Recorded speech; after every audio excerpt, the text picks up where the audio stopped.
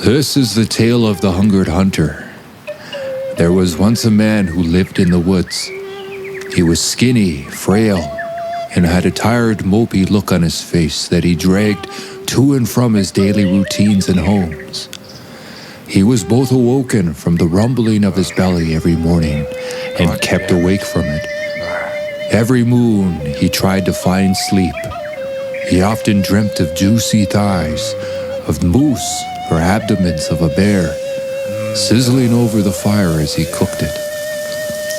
A hidden pantry in his loft that was abundant with smoked meats that would nourish his muscle and bones through the shiny and warm days would haunt his dreams.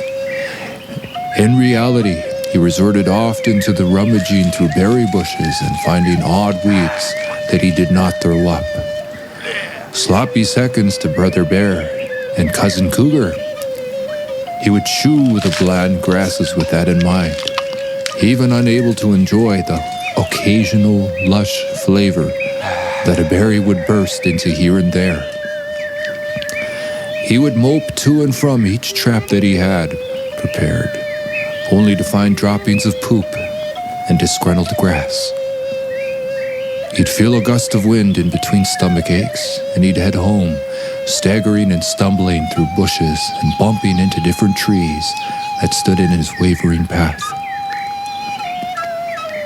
The truth was that none of his deals with father-son had or would ever pan out because he always lost patience in the midst of prospect.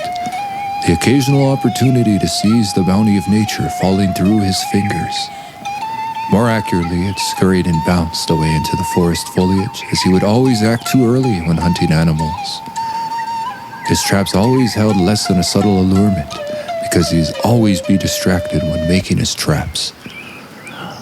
All of those juicy calories, proteins, enzymes, all dissolving in his body and having his body revitalize as the meadows do in spring. He lived this way until one season he had not even a berry or a shrew of grass to forage. It had seemed that the animals that he had once had his dreams upon were growing abundant in packs, herds, and other respective terms. Through the growth of family, they had now hoarded what little fruit there was to pick. The hunter's eyes grew more blurry and fuzzy as the days went on, and he was tumbling down the bumpy hill of annihilation. The indifference of the animals, the taste of dung as he licked his wound. It was when his body had seemed to revolt against his every thought that he had seemed to have glimpsed the strands of the star web, ready to embrace his soul as he let go. The thoughts of groaning, exhausted screams, muscle spasms, and teeth falling out of his skull crept up as he laid back on the dirt floor of this danky tent. Before too long, he had felt a flicker tinkle in his ornery brain, and a light could be seen emanating from outside the flaps of his tent. His eyes had immediately faded out, and what followed was only a voice, and a deep, smooth voice that spoke. You wither and die because you worry too much about staying alive. Feeling insulted, the hungry skeleton man replied. The voice shushed him before continuing. You worry too much, so much about living, but what does it matter? Will the world all of the sudden explode into fire, torture, and rot? Will a fawn go to suck its mother's tit for there to be no milk? Will the tree's roots lose strength and all fall over in unison? The examples went on before he finished. The truth is, it doesn't matter if you die. But the fact that you're worrying so much about living bountifully, if I may add, is what's causing you to lose focus of doing just that. You weigh yourself heavy, and when you lose all patience, when the thing that you could have be right in your lap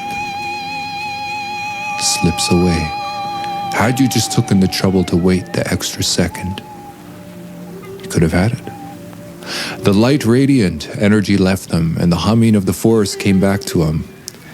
It was not too long before he gave in to death, as he simply could not be bothered to give a shit. The trees stood tall, not a shit given. The Hungered Hunter.